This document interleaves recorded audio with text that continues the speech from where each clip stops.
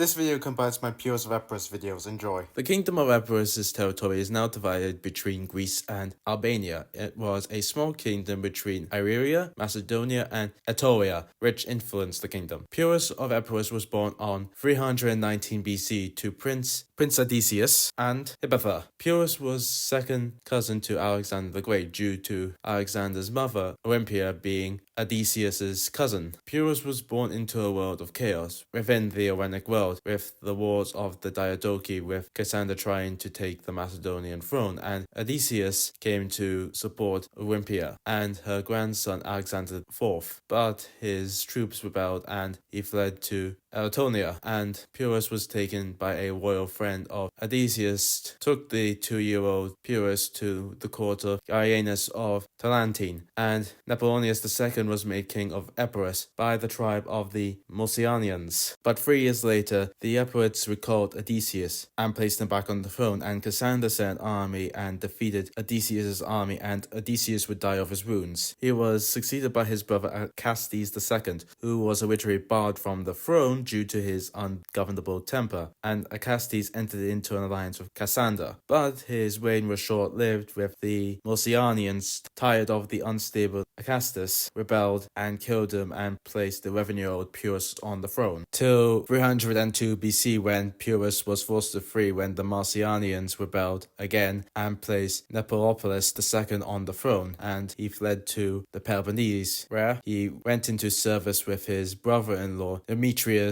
Polycles. During his time with Demetrius, Antigonus, Demetrius' father, was impressed by the young Pyrrhus, saying he could become the greatest general of his time if he lived long enough. Pyrrhus would take part in the Battle of Ipsus, a battle that was caused when Antigonus' enemies, Seleucus, Lysimus, Ptolemy, and Cassander formed a coalition against Antigonus. During the battle, Pyrrhus fought on Antigonus' army's right flank, and despite fighting bravely, Antigonus lost the battle and his life after a javelin struck him. Pyrrhus and Demetrius fled with 9,000 men, and Demetrius began rebuilding his father's empire. And in 298 BC, in order to keep the peace between Demetrius and Ptolemy Soter, Pyrrhus was made a hostage of Ptolemy's court, where he would marry Pompey's stepdaughter, Antigone. And when Cassander died in 297 BC, Pompey, always looking for allies, decided to restore Pyrrhus to the Epirate throne. Ptolemy gave Pyrrhus men and funds and sent him back to Epirus, but Pyrrhus, not wanting to fight a civil war, agreed to rule alongside Neoptolemus. But it wasn't long before the two started plotting against each other, with Pyrrhus assassinating Neoptolemus. In 297 BC, with the death of Cassander and his son Philip 4 months later, Macedonia was now ruled by kings Antipater and Alexander V, which lasted to 294 BC, where Antipater murdered his mother and Alexander V fled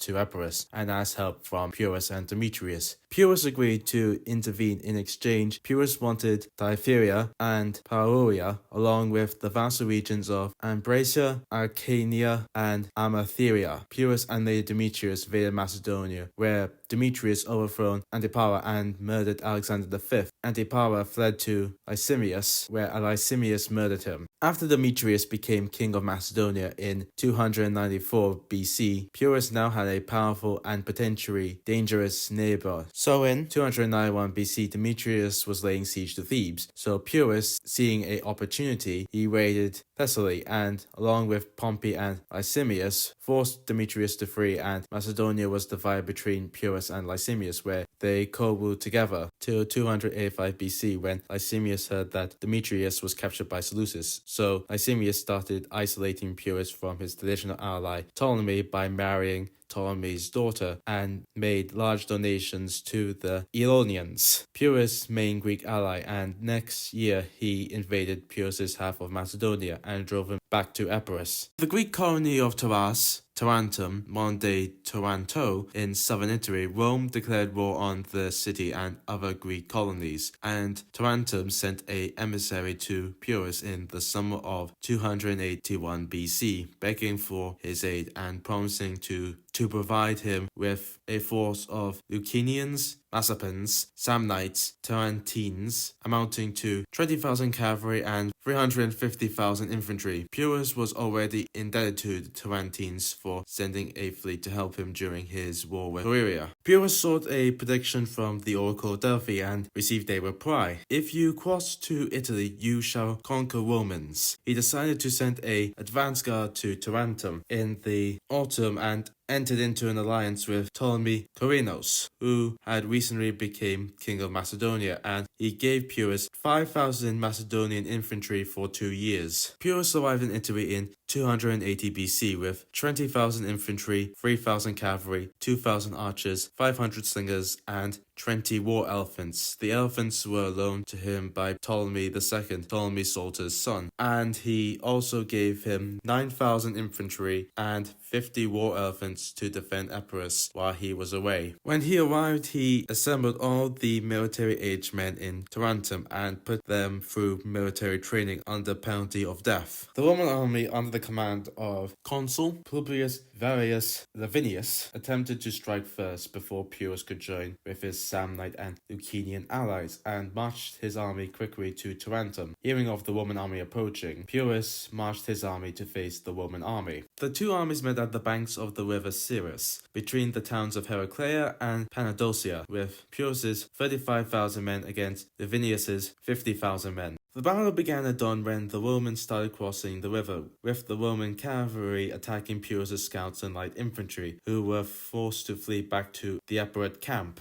When Pyrrhus learned that the Romans were crossing the river, Pyrrhus led his cavalry, followed by his infantry. Pyrrhus's cavalry disrupted the Roman battle line and withdrew, then the infantry clashed, with the two sides at a stalemate. Pyrrhus, realizing that if he were to fall, the battle would be over, so Pyrrhus switched his armor with one of his bodyguards, and when that bodyguard died, thinking that Pyrrhus had been slain, the Romans cheered and the Epirots fell into despair. But out of nowhere, Pyrrhus, bareheaded, rode along the lines of his men, revealing that he was still alive, and inspired his men to continue the fight. As the battle was still at a stalemate, Pyrrhus deployed his war elephants, and that routed the Roman cavalry and Roman infantry, with Pyrrhus's cavalry chasing the Romans back to the river. The Battle of Heraclea saw Pyrrhus's army suffering 13,000 casualties and the Romans 15,000 casualties, with a large number of them captured. With a large number of prisoners captured, including noblemen, the Roman Senate sent a diplomatic mission headed by Gaius Fabius Lucius to negotiate the release of the Roman prisoners and make peace with Pyrrhus. When the delegation arrived at Pyrrhus's camp, Pyrrhus first tried to bribe Pyrrhus, and when that didn't work, Pyrrhus tried to scare Pyrrhus by using the largest elephant he had, hiding it behind a large curtain and revealing it at an appropriate moment. Fabricius was unimpressed by this, saying, "Your gold not moved me yesterday, and your beast does not today." Impressed by Fabricius's character, Pyrrhus released the prisoners without a ransom and agreed to continue peace talks with Rome, and sent a diplomat to Rome, where he observed the life and manners of the Romans and understanding how the Roman government worked. The Senate rejected Pyrrhus's peace proposal, and the diplomat saw Roman volunteers enrolling into the Roman army for the next campaign. When the diplomat told Pyrrhus what he saw, Pyrrhus said, "We are waging war against the Lilinian Hydra." Meanwhile, the Britons had come over to Pyrrhus's side. He marched on Rome, where many cities welcomed him, and reached Peneste, over 18 miles from Rome, and when he failed to take the city and winter coming, he was forced to abandon his Latin allies and winter in Campania, and himself returning to Tarentum. When the next campaigning season began, Pyrrhus marched on Rome again and faced the Romans at the Battle of Ascluntum, where the Romans used their 300 anti-elephant wagons to counter Pyrrhus's elephants. The Battle of Ascluntum is poorly documented, with 3 separate accounts on the battle, and who won the battle is disputed, but what is known is that this battle is where Pyrrhic victory comes from, when Pyrrhus said, according to Plutarch, "If we are victorious in one more battle with the Romans, we shall be utterly ruined." Pyrrhus retreated back to Tarentum, where Pyrrhus asked for reinforcements from Epirus, but his son Ptolemy was having problems of his own, with the Galatians, Celtic people, invading Macedonia, killing Pyrrhus's ally Ptolemy Corenos in battle, and Ptolemy was defending Epirus from the Galatians and could not spare any troops for his father. Pyrrhus was now stuck in a campaign he could not win and was frustrated by this. But there was a delegation from Sicily asking him to help them drive out the Carthaginians from Sicily. In 228 BC, the tyrant of Syracuse, Agalostes, died, and Syracuse fell into a civil war between Thenon and Sotrados. With the two sides exhausted by the civil war, Carthage invaded Syracuse and laid siege to the city. The delegation asked Pyrrhus to drive out the Carthaginians and suppress the tyrants, which he agreed to, and left Tarentum to Calana, where he entered into an alliance with Tarendon, the tyrant of Tormentum, and relieved the siege of Syracuse and received the submission of Zorotos and Theon. Pyrrhus began to push the Carthaginians back, with the cities of Alagus, Heraclea, Anzos, Salinos, Helica, and Segesta coming over to Pyrrhus' side. With their support, Pyrrhus laid siege to Erex, where he personally led the assault along with his friends, and they captured the city. Pyrrhus would capture Atenta, Panormus, and Hercica, leaving Lelabaeum as the only Carthaginian settlement left in Sicily. Seeing the war was turning against Carthage, the Carthaginians tried to make peace with Pyrrhus, but Pyrrhus rejected their offer and laid siege to Lelabaeum for 2 months before lifting the siege after finding the city's defenses too strong. Pyrrhus decided to fight the Carthaginians on their home soil and planned to raise a large fleet to defeat the Carthaginian navy. Pyrrhus would move against the Mamertines, Italian mercenaries recruited by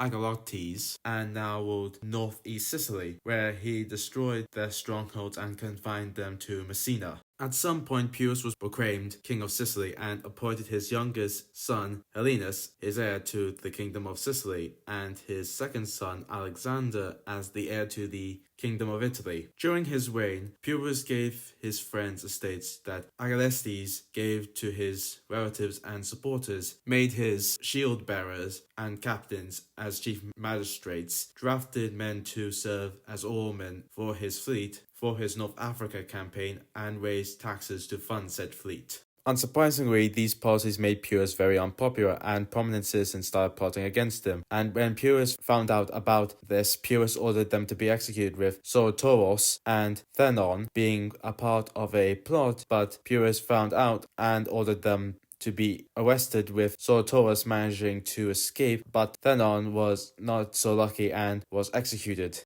This action was the last straw for the Sicilians, who saw him as a tyrant. And when the Carthaginians landed on the island, many cities defected to the Carthaginians, and others joined the Mamertines. Seeing that Sicily was lost, Pyrrhus returned to Italy after receiving letters from the Samnites and Tarentines begging him to return after the Romans taken large parts of Pyrrhus's allies' territories. After breaking through the Carthaginian blockade and landing in Italy, where he was attacked by 10,000 strong Mamertine army and inflicted heavy casualties on Pyrrhus's men. During the climax of the battle, a Mamertine challenged a wounded Pyrrhus to a duel. Enraged, Pyrrhus broke free from his shield bearers and cut the Mamertine in half. After this, the Mamertines retreated and did not bother Pyrrhus's army as they marched to Tarentum. When he arrived in Tarentum, he asked the new king of Macedonia, King Antigonus Goantes, for men and money. He also found out that the Lucanians had surrendered to the Romans, but when approached, the city rose up and slaughtered their Roman garrison. When Pyrrhus arrived at Lucania, he executed the citizens who invited the Romans and put a strict fine on the city so they can fund and supply his army. He would also loot a temple of Persephone to fund his army. Pyrrhus marched his army to face the Roman army under the command of Consul Marius Ruinus Derentus at Bereventum. On 275 BC, Pyrrhus divided his army into two, with himself leading his half to fight Derentus and the other half to Lucania to prevent the Roman army from reinforcing Derentus. Pyrrhus, wanting to surprise the Roman army, ordered a night march through a long and wooded track, which broke up Pyrrhus's army, with some soldiers getting lost. And when dawn came, Pyrrhus was in full view of the Roman camp, as his exhausted army army was getting ready for battle. Seeing the disordered Epirot army, Durantus reacted quickly and attacked the Epirites and captured some of their elephants and thrown Pyrrhus's army into confusion. After restoring some order, Pyrrhus pursued the Romans back to their camp, where the Romans repulsed them and put Pyrrhus's army to flight.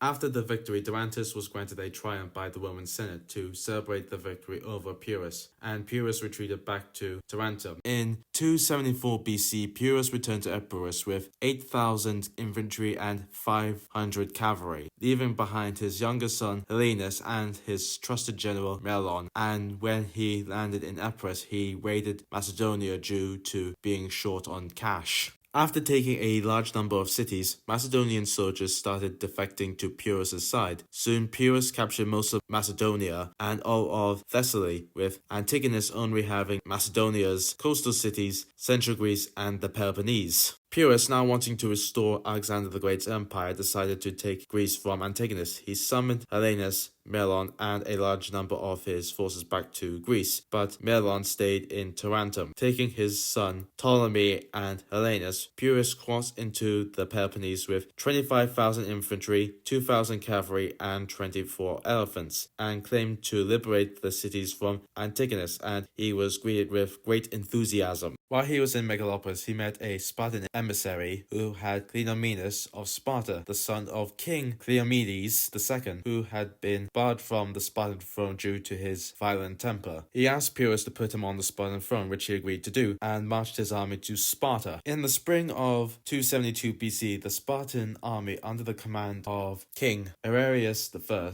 was campaigning in Crete, leaving Sparta undefended, so when Pyrrhus arrived in the city's outskirts, he decided to camp for the night. During the night, the Spartan women and old men built a trench parallel to Pyrrhus' camp to hamper the enemy advance and dug in wagons at the other end. Ptolemy, with 2,000 Gauls and Chalonians, tried to dig out the wagons but failed due to the Spartans attacking them. On the second day, Pyrrhus' men managed to fill in the trench and managed to get through the wagons, with Pyrrhus leading the charge, but got wounded by a Cretan arrow, and his companions were thrown into confusion, and this allowed the Spartans to rally and launch a barrage of missiles which killed many of Pyrrhus' companions, but they were able to rescue Pyrrhus and return him back to friendly lines. When the Spartan reinforcements arrived, Pyrrhus had to conduct a fighting retreat to Argos. During the retreat, King Arius ambushed Pyrrhus' army and cut off Pyrrhus' rearguard, so he ordered his son Ptolemy to take the companions to rescue the rearguard, but during the rescue, Ptolemy was killed during the rescue, and when he was told about his son's death, he charged the Spartan line, driving them away.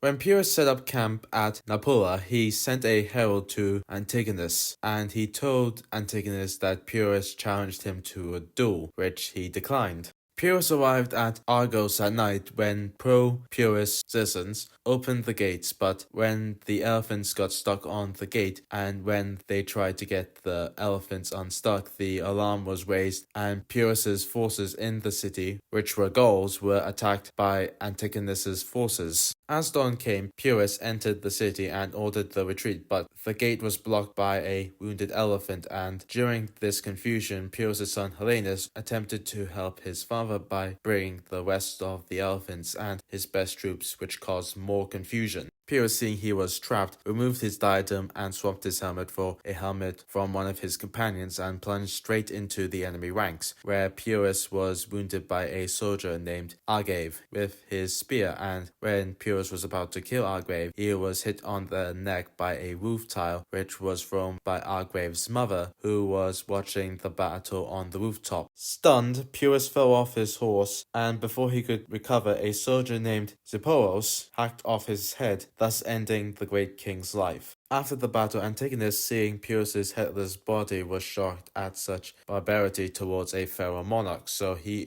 ordered Pyrrhus' body to be cremated in the city's marketplace and ordered a monument to be placed where the pyre had been. The monument was made out of white marble with carved reliefs of elephants and other instruments of war. Antigonus would take command of Pyrrhus' now leader's army and sent Pyrrhus' son Helenus back to Epirus as he reunited Macedonia. In Tarentum, when the city heard of Pyrrhus' death, the city revolted and sent an envoy to Rome, asking the Romans to free them from the Epirites. The Epirate garrison in Tarentum, they asked the Romans for safe passage for them to return to Epirus, which was granted, and they handed over the city to the Romans, where the city handed over its arms and ships to the Romans, demolished the city walls, and agreed to pay tribute to Rome. If you like this video, like and subscribe. See you next time.